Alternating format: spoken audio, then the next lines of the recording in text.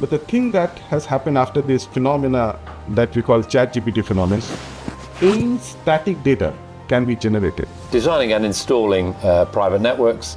They also have an AI capability which is being used by the NHS in Scotland today. We've had many years of doing industry initiatives where it's been all boats rise, everybody needs to agree, we're a membership organisation. I was an accidental telecom person, never planned. We were talking about it last week. We have by a sporting event that is held yearly. It's quite outside the city, the Rugby Sevens. Yeah. Generally, year round, you won't have network. Yeah. Because they do have some facilities there, but it's very poor coverage. However, this one particular event usually has up to around 2 to 3 million people. The host for about 3 or 4 days, and it has perfect cellular, perfect Wi-Fi. It's that location. So would that be an example of private network? To that you joined us for this first mixer session with TechTuesdays. So your full big video was this year under the wonderful, very good lifting man, Subhash. He's brought us here today, and I've really pleased to see that GSMA is supporting this activity that we have around the TechTuesdays. Why are you all here? What is this area about? GSMA Foundry is the innovation wing of the GSMA. We focus on frontier tech topics like AI, non-terrestrial networks, quantum, and there was a real opportunity to say, how do we get more embedded in the ecosystem here in London? Because we do a lot of work globally, but how do we kind of create an opportunity to have sort of conversations here in the London office? We've got a great venue. We want to make more of that. I'm certainly working with Subhash and the TechTuesdays team. It's one step on the journey. So hopefully next time we'll be bigger or better. We'll be out on Piazza. But certainly for 26, we're looking forward to working with you guys. With that being said, I'm going to hand over to Subhash and can say a few words, and then we'll get started in today's session. But thank you for doing it. Well, young and beautiful. You made my day at 52. Love this. But yeah, hello and welcome everyone to the 37th episode of Tech Tuesdays UK. I'm Subhash Akoosh, the founder of Tech Tuesdays. Before I start, some essential housekeeping. The washrooms are right outside. In case of an emergency, God forbid, just walk out the main door and the door outside. And mobile phones at all times, please be kept at silent mode.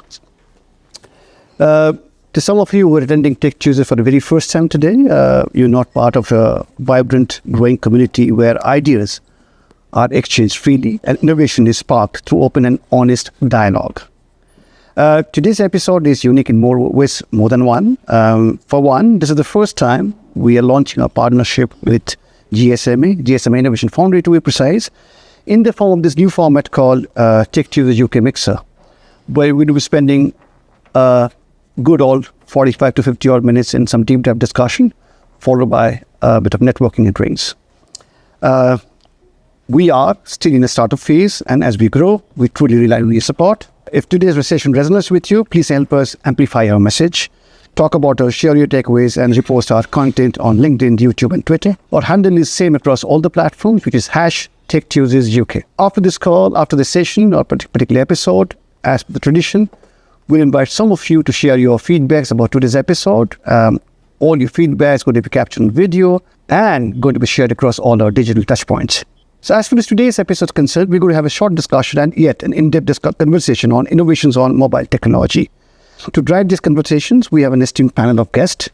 Let me take the pleasure of inviting one of them. We've got Dr. Mike Short, Chair at UK Telecom's Innovation Network Advisory Board. Mike, here. We've got Gautam Azari, Chief Product and Innovation Officer at XConnect. Gautam? Very well. Hi. Very well. Richard. Thank you once again, and let's get started. But before I leave the floor open, a small request. As you share your thoughts, your ideas, please first introduce yourself. That helps us to know you better and communicate better. Thank you. Over to you. Well, first of all, thanks to GSM Association for hosting us here tonight, and it's great to be back here. What you have before you is a current employee of the GSM Association, a past employee of the GSM Association, and me as the former chairman of the GSM Association. I was chairman here 30 years ago. It was a bit smaller and less well formed, and there are some really interesting things that are happening here in the mobile world. But after 30 years, I do some other work, having been in telco for 30 years, chief scientist for 5 years in the UK government. I do some work with UK Telecoms Labs as chairman of the testing facility for UK mobile networks testing in the UK. I also chair something called the UK Telecoms Innovation Network, which has got 5,500 members here in the UK, lots of SMEs, lots of people collaborating around 5G trials and testbeds, lots of people innovating in different spaces in the telecoms sector. And I also chair a company called AWTG, which is a specialist private network company that supports mobile operators in designing and installing private networks. They also have an AI capability, which is being used by the NHS in Scotland today. And they also have some key capabilities in security for key sectors. But private networks is what they do. So I am chairman of those three organizations, but I spend a bit of time in academia as well. I sit on something called the National Quantum Technology Programme for the UK government. Having been chief scientist, they asked me to do those sorts of things. And I was saying earlier on, we're very keen to look at quantum being applied to certain key sectors, both nationally and internationally. And a last point by way of introduction, I'm going to India Mobile Congress next week. So it's great to be part of the Tech Tuesdays event here today. Mobile World Congress is a big event. We know that. I've been going to that for many, many years. But India Mobile Congress is expected to have 150,000 delegates there. And possibly even President Modi himself. He was there last year and the last couple of years. So we'll see what we can do. And I think GSMA, in hindsight, if I look at it over 20 years or so, needs to do more between the UK and India, quite frankly, because India is such a huge market for mobile, but also is innovating in all sorts of different ways. So I welcome also the link to Tech Tuesday between GSMA and Tech Tuesday. I'm sure we can make a lot of it.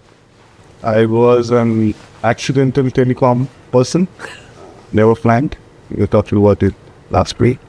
And in the financial sector, ended up in telecom, starting with Vodafone, but then with GSMA, but then did lots of interesting stuff. Hopefully we'll talk about it.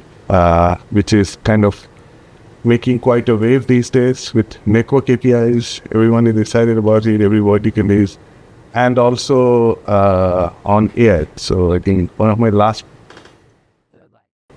activities in GSMA before we started Secure ID was some AI stuff. So yeah, so that's what I have been doing. Now I co-founded Secure ID, where we were taking some of the initiatives that we started in GSMA and we were doing it in a commercial way. Network APIs and identity.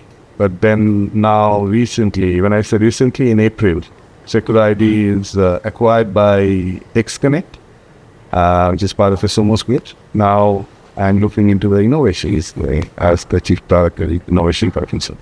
So thanks GSMO, it's great to be back here. I think in this office, this is my first time I'm here. And yeah, looking forward to some good discussions on innovations. Thanks, GSMA. That's cool, and yeah, great you're all here. I'm Richard Cockle, I'm the head of GSMA's Innovation Foundry, and I'm afraid I can't say half the stuff that these guys have said about their career, but been in telecoms for nearly 25 years now. Been in Vodafone, been at BT, been at GSMA again way too long, but I've seen all sorts of stuff. I've worked in healthcare back in the 2012 time period, where we looked to start our first kind of integration and foray into that space. Done IoT and embedded SIM. Joined the AI party in about 2015 with a gentleman there on my right, when we started the journey on fraud and safety APIs and user experience APIs, which we're now seeing play really come into its own. I think we'll probably hear a little bit more about that. And then probably since about 21, had the joy of creating something called the GSMA Innovation Foundry. And that's where we try to change the way that we think about doing stuff inside the GSMA. So we've had many years of doing industry initiatives where it's been all boats rise, everybody needs to agree, we're a membership organisation, we need to get consistency. We were created back 30 years ago around enabling consistency in something called roaming, which ended up coming to become the biggest technology platform probably there is in the world, being used by consumers. And really have a bit of fun. So with Phase, we've got this model where we run a number of projects, build strategic partnerships. We have projects where we have just a couple of simple rules about them. Everybody must have their skin in the game. It must have a short lifetime, so get done within 6 to 9 months. Must have a real world outcome, and those real world outcomes we must be able to share those with the rest of the ecosystem. And really what we want to do is make sure they're governed by the participants that have got their skin in the game, because we run too many things in the industry for too long that nobody ends up wanting. We miss so many opportunities as an industry because we try to do everything where everybody's happy, be that a mobile operator in North America compared to an operator maybe in Southeast Asia. Very different business environments, very different requirements in what they need for their consumers. But generally to try to get everybody to agree on the same thing takes it down to a lowest common denominator where it's not got any value for anybody. So what we're really trying to do is create that environment where we can prove it first before we start going into that industry standardization or definition process. And that's why it's so exciting to be part of Tech Tuesdays, because really looking to see how we can unearth that innovation, build partnerships and networks so that we can bring some of these kind of innovations to market, make them feel real world, and then share them with the rest of our membership globally, and hopefully see some stuff scale in the long term. Richard, can we talk a little bit about some of your recent successes? And I was going to bring out 2 examples, if I may. Yeah. I would say the history of mobile money, where GSMA has made a major contribution to what is a growth industry in fintech, where mobile is a key enabler. Yeah. But maybe also some of the work you've been doing on SATCOMs and mobile NTN type convergence. That to me is a more recent example, but I think in each of those cases, GSMA has played a major role to actually help both of those grow. Can you say a bit more about both of those and what lessons can be taken from those 2? Yeah, so mobile money was like a really interesting one. I think that was probably the first foray where we saw the industry step into another sector. And I think that's quite a big leap, and it's taken quite a bit of time to kind of understand that quite clearly. But essentially what we did was, built common interoperable standards which enabled things to work.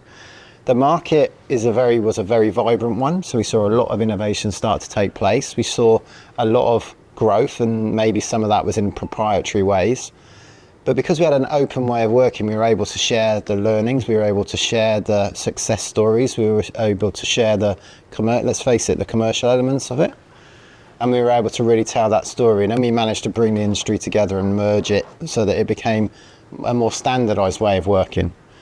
And now we're seeing major operators that have got their mobile money, these little things that started off as a pet project for somebody in one of the innovation departments, first of all becoming in their own departments, becoming a major element of the P&Ls. And now we're starting to see them, actually the companies being delayered and sold. So we saw valuations of MTN's mobile money platform of around 4 billion, I think it was, and they sold a percentage of that to MasterCard. And then we're seeing similar valuations coming out of other mobile money platform kind of capabilities in operators, all over the globe. So I think that's really interesting. If you can make that step out of the telco sector into another, it suddenly becomes a lot sexy, cooler. I don't know whether it is. And then you've got people that want to invest. And then you start to see the valuations go up. And that's always been the challenge of the telco sector, probably over the last 15 years, that they've turned into a commodity, or viewed as a commodity, by regulators, by investors, and by those things. But by taking steps into these new areas, we were able to showcase that there is a lot of value in what can be offered by a telco. And I think in Satcom, you've been central to helping kind of make this happen.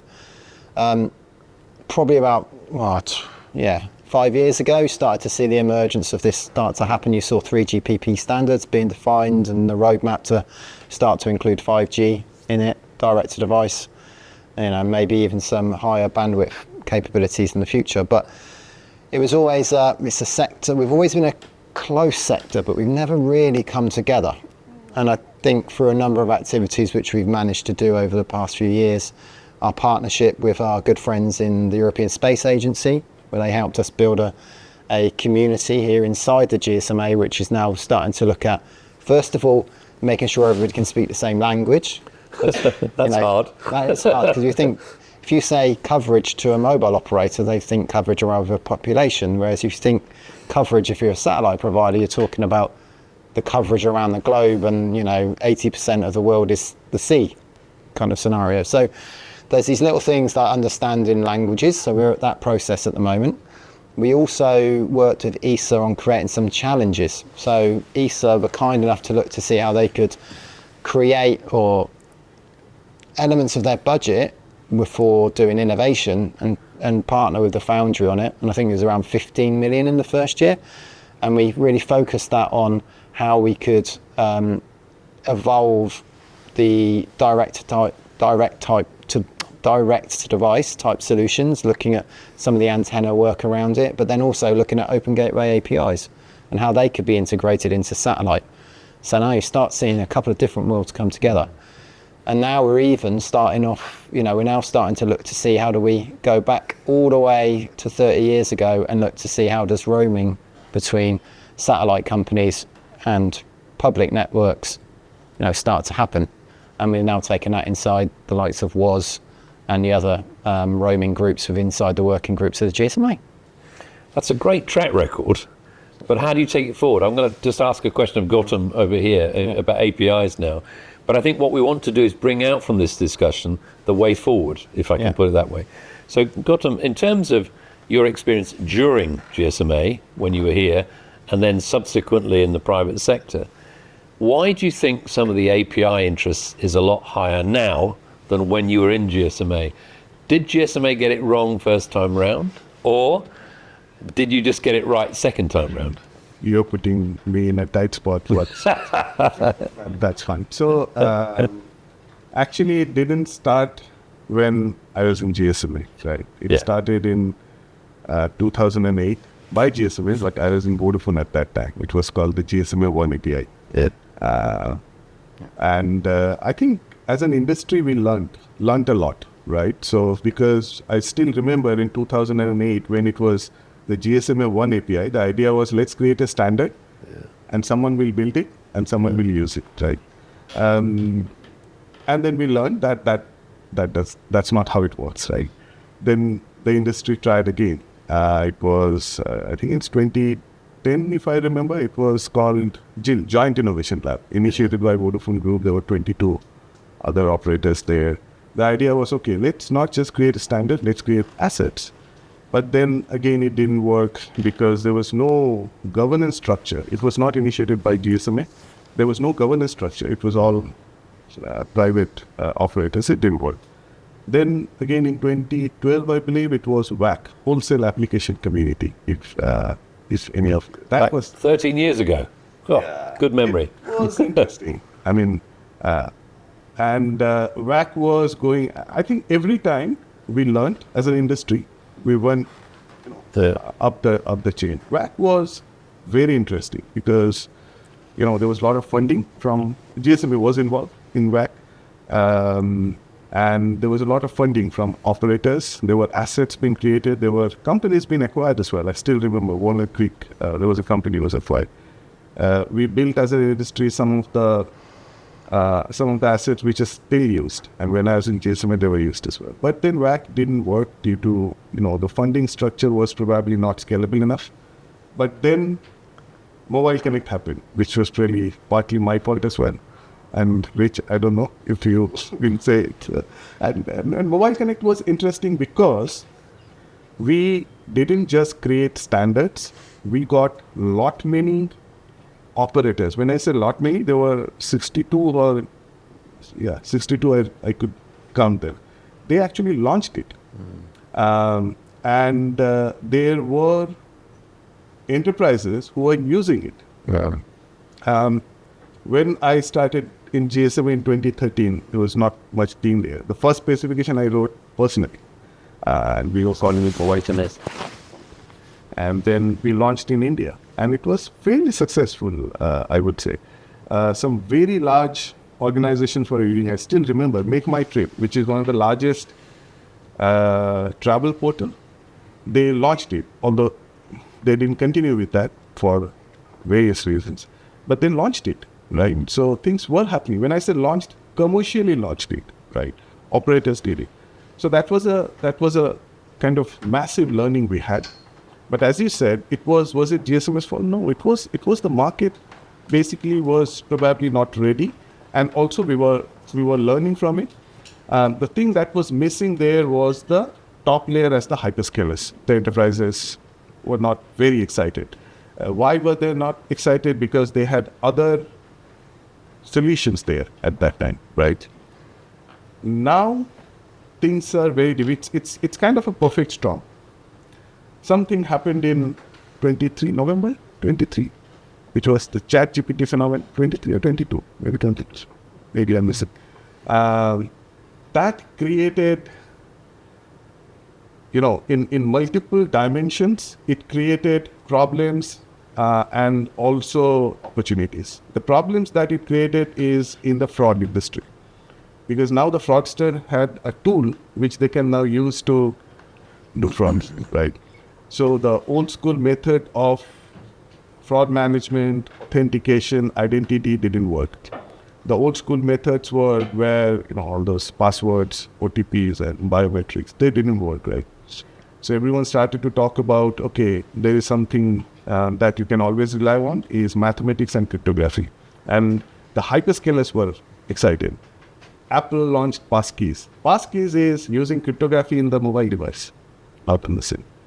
Google launched passkeys. So the involvement of the hyperscalers and seeing that, hey, to solve these new age AI-driven fraud, you need to use cryptography. And that's exactly what mobile operators has been doing since 1991, but not on a mobile device, in a SIM. SIM is a cryptographic engine. And I keep saying, and I'll never probably get tired of saying, I in SIM stands for identity. And that was standing for identity since 1991. So that was one of the drivers. The second thing that happened was, and this is extremely important, I think, as an industry, to realize that there are many, data sources available right now, right? Banks have got data. There's amazing things happening in open banking. Energy sectors is coming up with open energy. There is lots of data in credit rating agencies there, right? But the thing that has happened after this phenomena that we call ChatGPT phenomenon, any static data can be generated. When I say any, it's any, right? I have seen some startups, and we tried it in our organization as well, where using, in a mobile device, you have lots of different sensors, accelerometer, gyroscope, etc. You can actually train a machine learning model with those sensors, and that can very accurately generate the age group, not the date of birth, but the age group, right? Similarly with gender. So any static data can be actually generated. And there are loads of startups. I did a search in GitHub and in Hugging Face. I found there were at least, I think last I checked, it was around 64 startups who claim that they can actually generate this static data with over 96% accuracy. So any static data, the value of the source is declining, and it will only decline, right? Because with these advanced models of an AI, what will happen is from 96%, it will go up to 99%, right? Now what is happening, the value of data which is time sensitive, which changes over time, becomes more important because they cannot be generated. Because it doesn't make sense to generate it. Because if we generate it within a second later, minute later, hours later, days later, that becomes, not usable. And this is exactly where mobile operators' data is coming. And then how do you actually access that data? Through APIs. That's another reason for it. Let me just say what's in common between your two examples and your example, and tell me if I'm wrong. Seems to me that for all three examples, having case studies between major players like operators being shared really can help enable scale if those case studies are shared and understanding is shared. Secondly, operational standards, whether it's roaming or mobile money or APIs, maybe SATCOMs with NTN and so on, operational standards are absolutely key. not necessarily the detailed technical standards all the time, even if they're a great platform to build on. Thirdly, I think a motion towards finding champions, whether it's inside GSMA or with the membership or with suppliers, is absolutely key to move these things forward. Yeah. Because when you're moving at scale, you've got to have champions who follow that through. Have I missed anything in terms of secret sauce when I link those three examples together? No, I don't. I will just back up the one that you said about operational processes, because I'm a techie by background, but you hear about standards and you think if everybody, and Gotham will know a lot more about this than I would, but if I implement a standard and you implement a standard, in theory they're meant to work together. But you'll interpret it one way, I'll interpret it another, and they never. Like, I can remember the stories when we were doing it in India, sat there scratching our heads about why it wasn't being implemented the right way. So I think it's that kind of operationalise, we sometimes gets missed. And it kind of brings... Well, I'll give you another example. I think when texting was launched, you couldn't send from one phone to another or from one network to another at the beginning.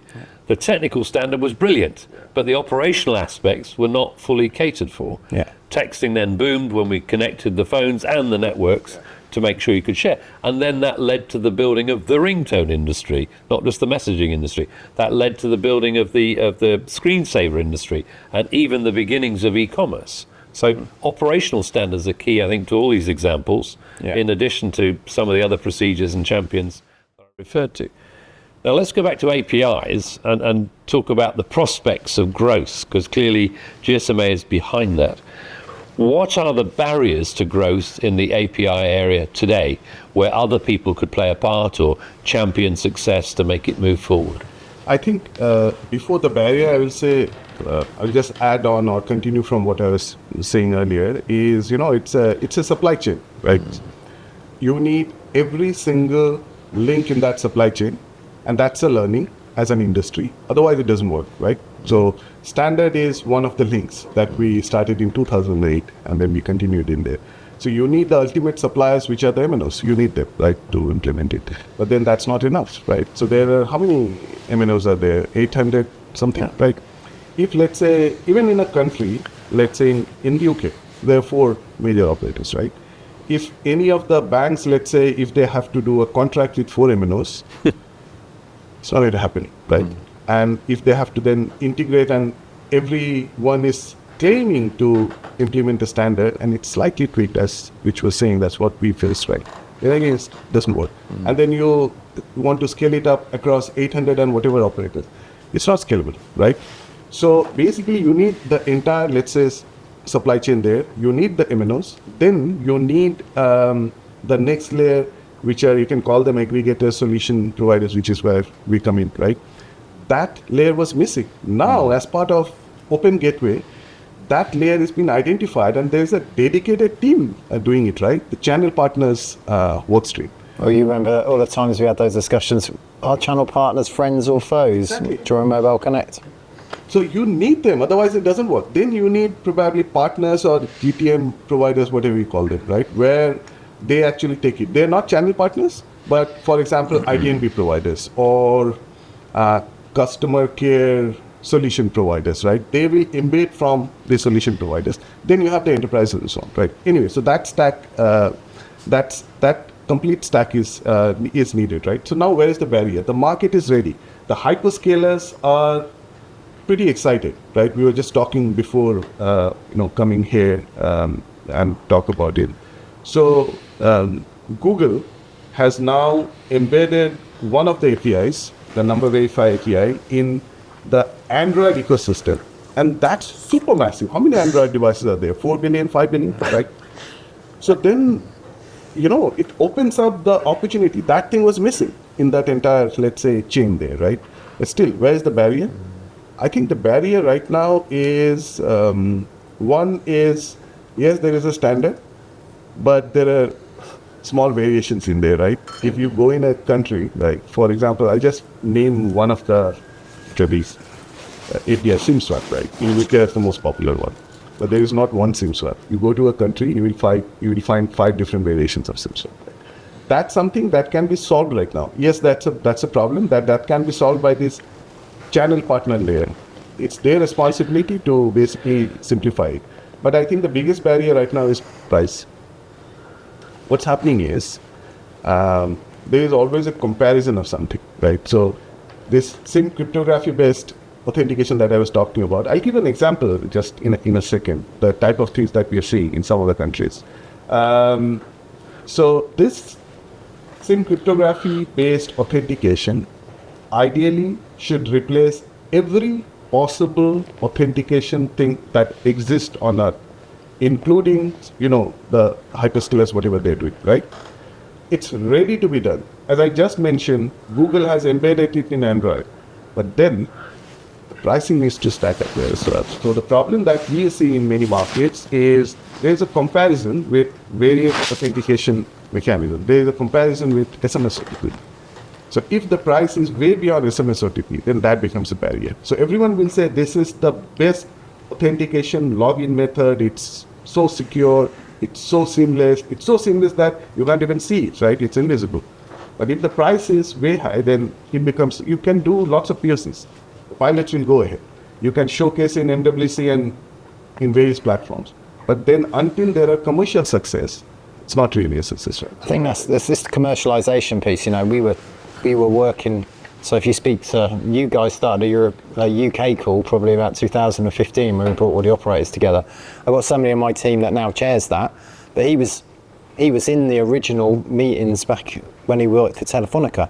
So, and they still happen today. But it wasn't until we saw the commercial success, we found some banks that decided to implement the basic APIs. We then got a relationship with UK Finance and got the other banks on board, got more of them to do it. We then built something else called Scam Signal, and then we saw the commercial success. And one of the things that Mobile Connect didn't have, but Open Gateway has, is that success story. Yeah. Money flowing. So if you can tell that story, a lot of the stuff in the Foundry, we want to try to almost give the first version of the business case to a product manager when they want to do something new within a telco, for example. So we're all about the innovation and trying to do something new and cool, but you've got to do that next bit of how does it become kind of commercial. I'll just quickly share one success story. It's really important to see that innovation doesn't. I'll just quickly share one success story. It's really important to see that innovation doesn't need to happen just, by inventing technology, right? And I'll probably not name them. It's in India, right? And we all were surprised. Vijay is here. Vijay was surprised as well. There is a marketplace, digital marketplace, to buy and sell cattle in India. Yes, cattle. What cattle? And this translates to other objects, does it? no, No? Okay. it's cattle, right? And anyways, so they wanted to replace their authentication and login process, which was based in OTP. In India, OTP is, if you have been there, you will see OTP. Even if you want to check into a hotel, OTP. Even if you go to any of the offices, you want to check in, they'll ask for OTP. Anyways, so the login process there for this cattle marketplace was OTP, and they wanted to replace that, right? With this SIM cryptography, it's the name that is used in India is seamless mobile verification, right? Name, quite complicated name. What does that mean is, you just enter your phone number and you are in. So it's kind of completely invisible, silent authentication, and it uses the SIM to authenticate, right? But anyways, so let's not get into any of the technicality. So we were all curious, why do they want to do that, right? Because it's like buying and selling cattle. And of course, we wanted to do the work with them. So they launched it, throwing large number of millions of transactions. But I still wanted to understand why, right? Then I realized something, and this is what innovation is, and this is where probably we need to work more and more. It's not always security, right? So what was happening was, you can imagine buying and selling cattle will be in a tier 3, tier 4 cities, right? Or in a village. And if you deliver OTP, what language you are delivering? Mostly in English, right? Those tier 3, tier 4 cities, the person, they don't understand English. So what do? this is the most interesting thing that I found, right? What do they do is, they said that this guy will receive an OTP, this guy will walk probably 20 minutes, 30 minutes to a place, there will be a person sitting in a chair, there will be a queue, that guy will be queuing up, someone will be sitting in there, hand over your phone, and they will enter the OTP, will charge him 20 rupees, 30 rupees, and he will walk back 30 minutes, right? And I at least never realized that that's a digital inclusion problem we created with OTP, right? And that's just wrong. And then what they wanted is replace the OTP so that that poor guy doesn't need to do anything, and then replace, everyone is happy, right? So those type of things as well are there, and this is innovation. This guy, whoever thought that, okay, let's just replace it, is innovation. It's not technical innovation, right?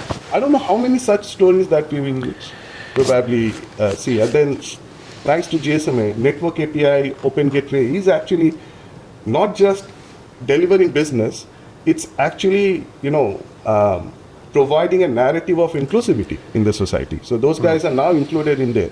That poor guy doesn't need to now walk 30 minutes one way and then 30 minutes back. That localization piece is really interesting. So we did a project in the Foundry where we looked at Gen AI when we were, first we just ended up, FaZe and I ended up going to Barcelona Supercomputer Center, and they told us about the fact that they had one that had been created in Catalan. And then it was like, oh yeah. And we asked, why did you do that? And they said, well, the generative AI models that are being created are going to be based on the big 8 languages. So all of that localization, all of that, even the way that you say words, won't be there. So, I sometimes forget that I'm sat in London, but there's a big world out there where there needs to be countless different variants of a Gen AI that can support LLM. Is there a good summary of the language gaps in the AI world that needs to be published so that some of these language gaps can be addressed? I think we're kind of exploring it, and we're trying to try to put, understand how big it is. But I think there's about 200 odd languages which are out there. I just think, looking at it a slightly different way, Richard, mobile is the most inclusive technology on the planet today. We want to bridge the digital divide even more, access to the internet and so on. But if we don't know what the barriers to inclusivity are, clearly, it's difficult to come up with solutions. And if you go to countries like India, with so many languages in India, it's written large in India. But equally, globally, if there are some languages that aren't being addressed from an AI point of view, who should fix that? The evidence is a good start point. Yeah, well, we got a project where we did it in Kazakhstan, and we worked with a local operator there. Yeah. They built the relationships built the governmental relationships, and they've now built built their own LLM now, which is being leveraged. Yeah. And they're looking to take their learnings into other markets as well. You've obviously got then the geopolitics around sovereignty of data as well. So what we're starting to find is that the mobile operator and the mobile community is relevant in markets again, whereas perhaps it had been viewed that a lot of stuff had gone over the top in terms of capabilities. I'd like to point to something else which I think you've refreshed as an idea recently. I think I remember about 30 years ago we did a $100 handsets challenge or something like that, a global challenge. And that was very helpful for bridging the inclusivity issues to actually make sure devices in the 2G world could actually be within reach of more and more people. It caused a great supplier reaction because they could see volume sales if they could reach certain targets. Yeah. And I think you've more recently looked at devices in terms of device prices to help address inclusion again. Yeah. We've just started, we're starting an initiative, and it's going to be a major part of the business plan in next year in 26, where we're looking to bring back that mindset around a 3G handset. But it's wonderful because we've always got that gap, and there is that usage gap, and there is,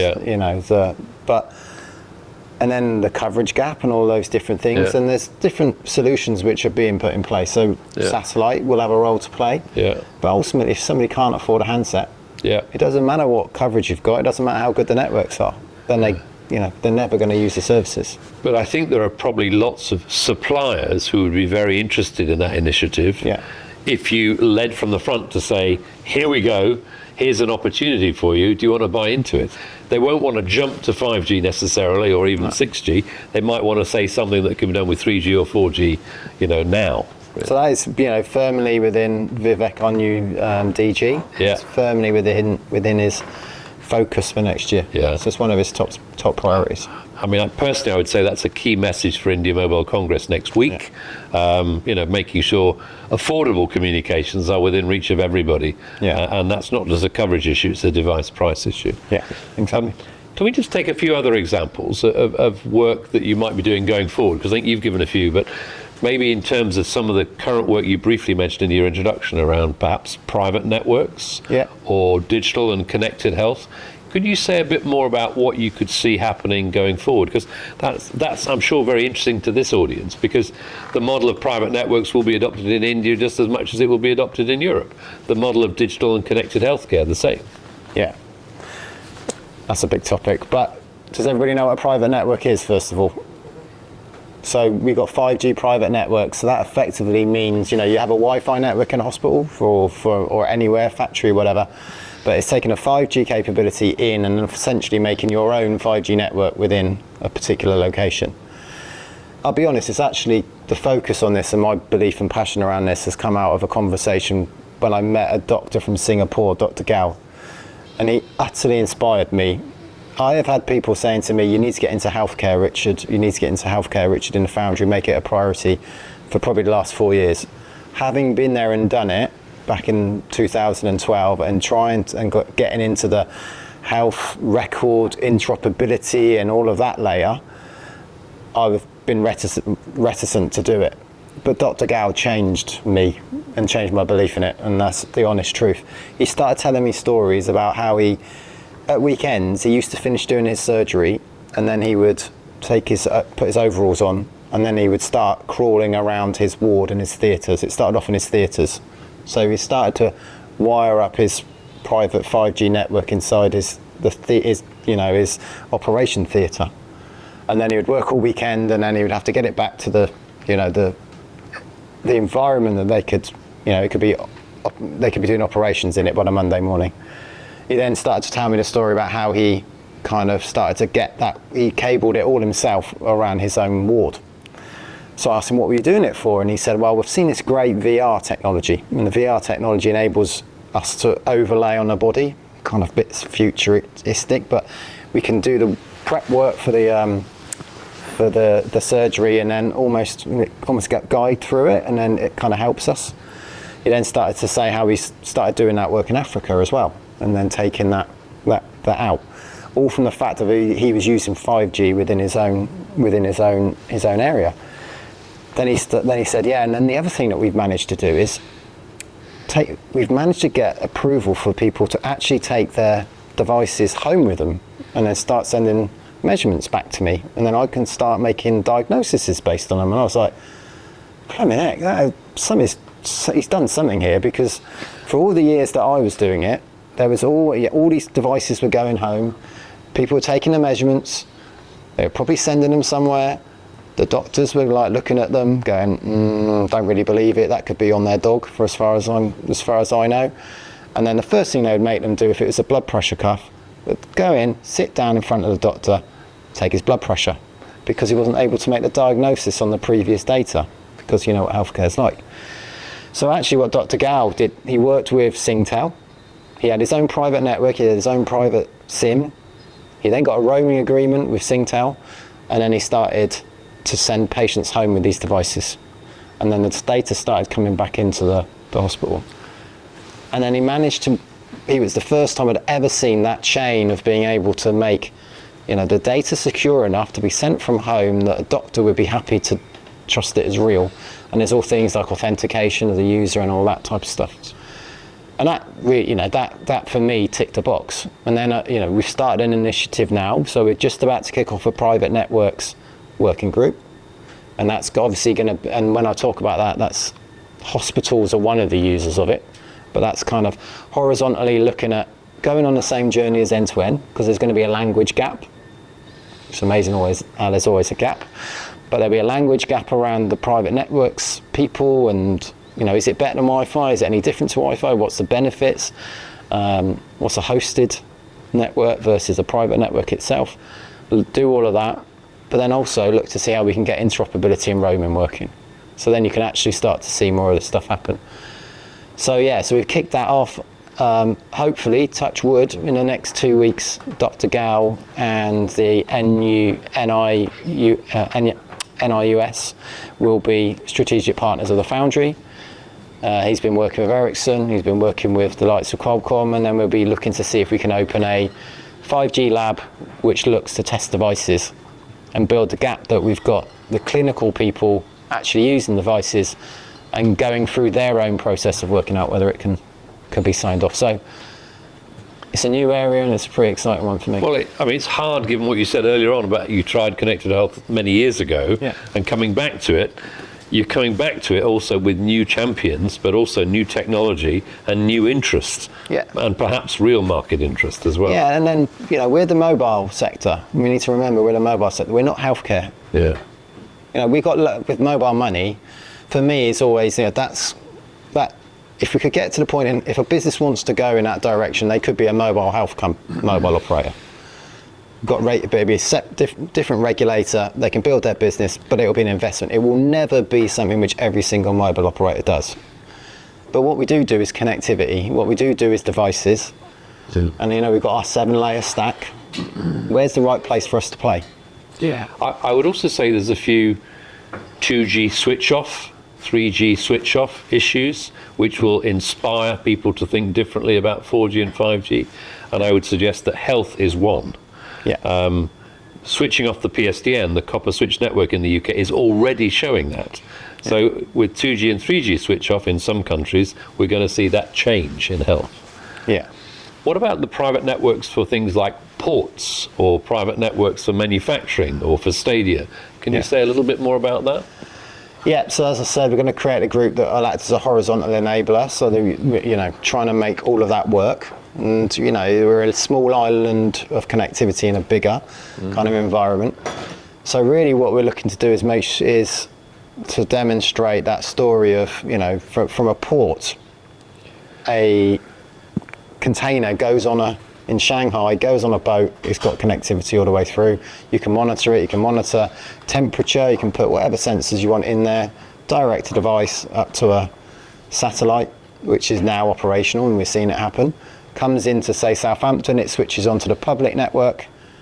As it comes into port, it then goes onto the private network, and it does all the funky stuff which happens, and then it goes on the logistics lorry to get delivered wherever it needs to go at the end of it. But that seamless connectivity based on 3GPP is going to enable so much, and we're getting so close to that because it's been integrated into all of those standards. And for those in the room who are keen on this community of network around private networks, what do they do to engage? What do they need to do? So they can reach out to GSMA. I'm sure we'll have some contact details. If not, you've got my name, so you can reach out and I'll point you in the right direction. And then, come and get involved. There'll be, we're going to try to make, it's going to become member-based and all of that stuff at some point in the future, because that's where the real value comes, because you can then start to influence the standards and influence what's happening. But we'll hopefully meet customers as well. Can't meet customers yet, exactly. And then, we'll build up, I'm going to use the word chapters because I can't think of a different one right now, but there'll be like a health kind of environment. There'll be a sports and entertainment, because that'll be slightly different, and there'll be manufacturing. So maybe we could ask Subhash to publicise it through the Tech Tuesdays community when it's opened, so that people can follow through. Yeah. Can I just check, is there anybody in the room who's a golf fan?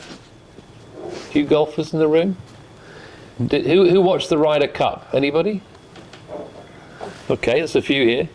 Do you know how much of that communications was handled by a private network? Huge, absolutely huge. If you imagine 250,000 people, move to a remote location outside New York, no coverage whatsoever, prepared for the 4 days of the Ryder Cup. Huge IT, connectivity, data sharing, data analytics, support to the broadcasters. have a look at just the Ryder Cup and see how that was built for 4 days, and it was supporting over 250,000 customers over a 4-day period. They didn't do it in 4 days only. They had months, if not years, of planning for that. What's really interesting is that we've got a strategic relationship with the Circuit de Barcelona, and I went there it literally is in the middle of nowhere with no coverage, but then all of a sudden for one weekend a year, it's got 200,000 people coming to it. So, that's exactly where we're going to see innovation and making that connected experience. So, and what it does, it enables innovation to happen all the way along the value chain. So you can see an experience where I buy my ticket online, I get it in my account, get it downloaded onto my device. I then, wherever I'm going, I then got that interaction, consumer interaction, and there'll be other activations, for want of a better term, that can happen. So maybe it's merchandise, maybe it's buy my tickets to get there, maybe it's those types of things. And then you'll have that lead up in the, the visits to the venue. The day of the venue you wake up, you might need to look at how am I going to get there? What am I going to buy? Am I going to buy my tickets? And when I'm there, where am I going to go around using Wayfinder technologies, using 5G and private networks, etc. I also think we could say that India is the streaming capital of the world, and when it comes to sport, it's very important to have connectivity and coverage in key areas for India, whether it's Bollywood or cricket. I mean, two leading candidates. How many of you are cricket fans? You raise your hand. A few cricket fans in the room. How many stadia in India do you think have got full coverage? Sorry? Well, back to what you said. What is coverage here? So I would say coverage would be a definition for a cricket ground where everybody can make a call receiving or sending at the same time. Now that's one definition. Not everybody would accept that. But actually the bigger cricket grounds in India have pretty poor coverage today, and certainly the idea of having private networks or neutral hosts has not been fully discussed, I would suggest, in India today. So there are lots of lessons between different countries, different sports, where private networks could make a big difference. And I think GSMA, you're in a pivotal position to share that knowledge, but people need some more of the case studies. Sir? Well, I'm not really from a tech background, so I'd like my chance a little bit more. When you speak of private network, do you speak of, a lack of a better term, a public Wi-Fi service that is available to a large group of people in a centralized location? It could be a lack of Wi-Fi or cellular or both. So it's often a dedicated port or shopping mall or stadia or maybe a factory. You want to add to that, James? Actually, one of the experiences at a very large private network on the southern section of the Northern Line of the underground, where one of the biggest private networks was certainly the UK being built right now. It is the biggest in the UK, and so the whole of the London Underground is getting more and more coverage, deep underground in the oldest underground in the world, but also it's Wi-Fi and cellular for everybody. But it's what's called a neutral host. So there is a primary provider or OEM called Boldin Networks that is the designer and financier for that particular neutral host.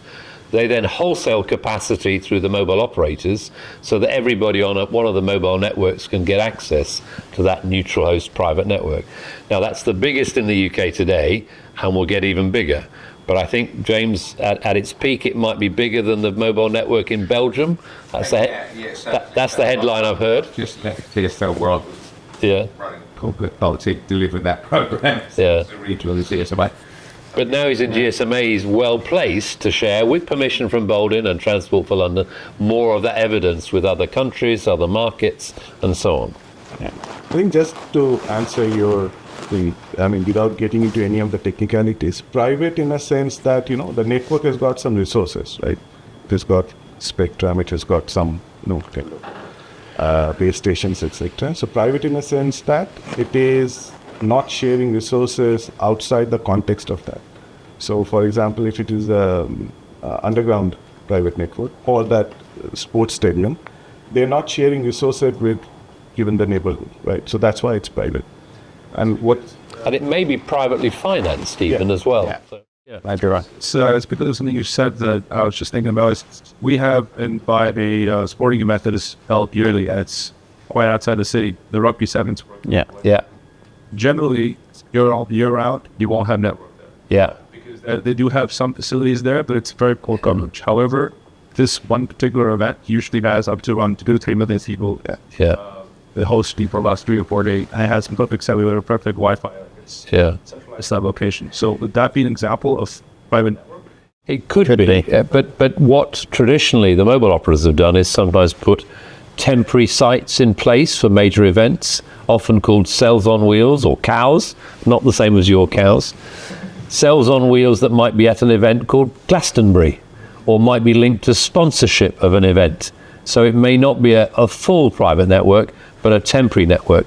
And in the case of the Ryder Cup, that was very much a temporary private network rather than a permanent private network. But you also bring up interesting things like slicing. So when you go into the Glastonbury example, all of the bars, they had POS, payment POS, and that was on a Point of sale, yeah, point of sale device, and that was on a slice. Was it a slice? I can't remember if it was a slice or a dedicated private network. I don't know.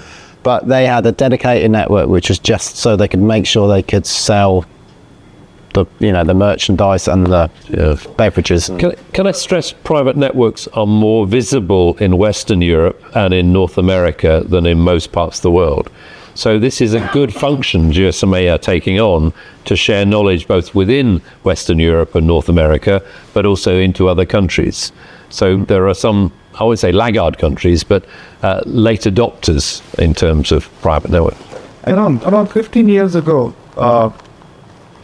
while on a visit to Delhi, I've come across a company that used to set up temporary networks, particularly for the big projects, like, some railway line or some bridge or something we construct. Yeah. It's called Vihan Networks. So Vihan Networks used to set these up, just temporarily for these projects, and maybe keep it running for some time while the project teams are in place. Could run into once a few years, and they were very good at that. So there are some UK specialists, Bolded Networks amongst them, but also in the UK, AWTG that I chair does some of that for rail, for big capacity requirements or temporary requirements. There are some others like Freshwave that have got some major partnerships with Nokia and others, but also WIG, Wireless Infrastructure Group, Cellnex that are a major site company that add value with some installation in some cases. So we should be thinking about the locations where these private networks can be more suited, and then make sure we have solutions and case studies that fit these locations. And we should be thinking about other countries where they may be useful, because it's not just a Western European or North American phenomenon. I noticed there's some drinks at the back, Subhash, so how are we doing for time? So should we finish up with a wrap? Okay. I would say that basically gas, actually, we have coffee was, not once and also after the sunset or maybe the bird or the cricket. These are very specific. So your plan, it's always come on it, but it's a year, a date, and you can put in all your resources, go there back. What about in India? Like you have a lot of areas where organization yours can work closely with both banks and the mobile operators to ensure seamless connectivity for the underprivileged and the underserved. Because those are markets in technologies, nothing new. They are there for the last hundreds of years, and they will be there. And there are people there. So there's that on the agenda in force. So yes, it's on the agenda. You've got a program here in GSMA that's not your area called Mobile for Development that has had long-term support from people like the UK government, FCDO, Foreign and Commonwealth Office, but also the Gates Foundation and others. All around, how can you make mobile more inclusive? It will, both for the poor coverage areas, but maybe for those lower income areas, maybe for the disabled in some cases. It's got some strong case studies. And GSMA has been really strong with the UN Sustainable Development Goals because of that. It can point to programs and reports that is done. The benchmark of the entire planet is go to the next level. Because all this is fancy, but there are people who are not, because of the way things are moving, it becomes essential to have this network. Yes. They don't have it, they cannot do their day-to-day. That's example. So one of the things I've been asked to speak about next week is about resilience. Yeah. How do we make sure that when the networks are there, they work for everybody? How are they kept up and maintained? How do they work across from mobile with satellite? How do they add capacity for more inclusion? So the aim of the conference is obviously buyers meet sellers, but is to look at the next wave of investment in our industry. You wouldn't get 150,000 people at India Mobile Congress if they weren't talking about that. And I think we ought to wrap up with maybe a final set of points. So we've got some further sessions here at GSMA, supported by Tech Tuesday and GSMA. In terms of looking forward, Richard and Gautam, what other things should the mobile industry be doing to perhaps bridge UK and Indian innovation, or mobile innovation that's in Western Europe with Asian innovation?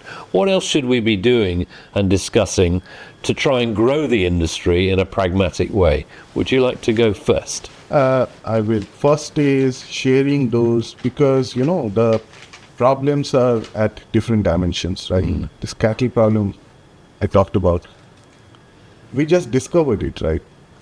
Before discovering it, we had no idea that that problem exists, right? And that could have been solved really way back, right? Through the mobile ecosystem. So sharing problems, but particularly case studies that work. Yes, absolutely. And also basically going to the next step with an inclusivity dimension, right?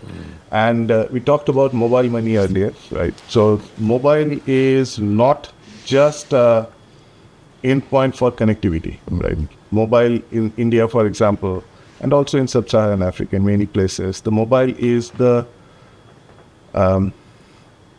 portal for digital inclusion, financial inclusion, societal inclusion, and I think that says health has to be in the mix.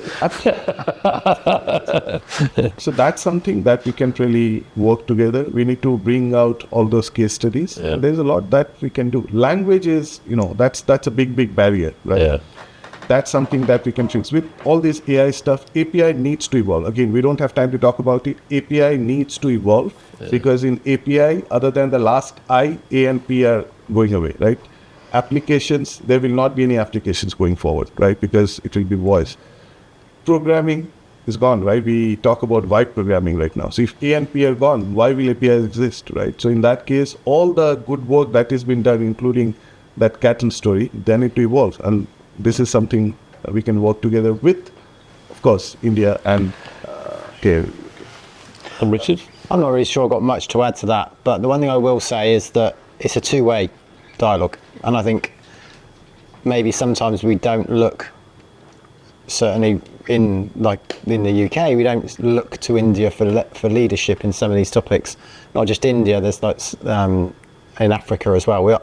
I learned a lot of stuff from the mobile money apps and the propositions that they were putting out there, 5-10 years ago, and I was thinking, why don't we do this in the UK? Like, why are we talking like what we're doing is new when they've been doing it for all of this time? And there's little things like scams, that's something pretty close to my heart at the moment. And actually what Airtel are doing, they're doing some great stuff around AI. They've got an AI engine which is sitting on the front of all calls and messages which come on, which flag potential scams that are coming into an end user. We don't do that in the UK. And I think just building those bridges and being open and adding to those use cases, I think. I would mention DPI as well. We didn't talk about it, but that's something that is proven in India, right? How do you actually not just have that angle of inclusivity, but how do you actually start to deliver all sorts of benefits in the digital society? Just in terms of language, not everybody may know what DPI is. Some think of it as deep packet inspection. I was going to say regulatory. Yeah. What do you mean by DPI? Just be clear. It's digital public infrastructure. We don't really, it's almost invisible, right? There is a physical public infrastructure as well. If there was no roads there is no way we can actually commute, right? So in the digital space as well, you need public infrastructure. So that's digital public infrastructure. So in India, Aadhaar, UPI, ONDC, etc. there. That's something that we can learn here in UK, and maybe we can have a UK-India DPI bridge. I don't know, Well, I think we could, but I'd like to just finish because there's drinks at the back. Two things I'd like to just add, if I may. I think the role you have in convening in case studies is vital, but I haven't heard enough tonight about mobile identity moving forward. And to me, I would link that to a future internet program, to understand what a future internet program looks like with a mobile dimension to it. That starts with identity, but also I think is an enabler for e-commerce and minimizing fraud. But how does identity and future internet move together? And lastly, I think you are the global leader in terms of representation of the mobile sector. I think you ought to have more peer-to-peer relationships with some other sectors. You can't do them all, but I would like to see you have stronger peer-to-peer relationships with some of those key sectors that need more mobile and digital help. Yeah, and I think we're looking to start to do that. We've got something inside the organisation called Fusion. I think there's a couple of representatives here tonight, but they're looking to really build stronger, deeper relationships at that level. And that said, I'm sure we must do a lot more with India between GSMA and Tech Tuesday, but over to you as the chair for the session close. Thank you. So I must say a great conversation and a great start to Tech Tuesday Wixon.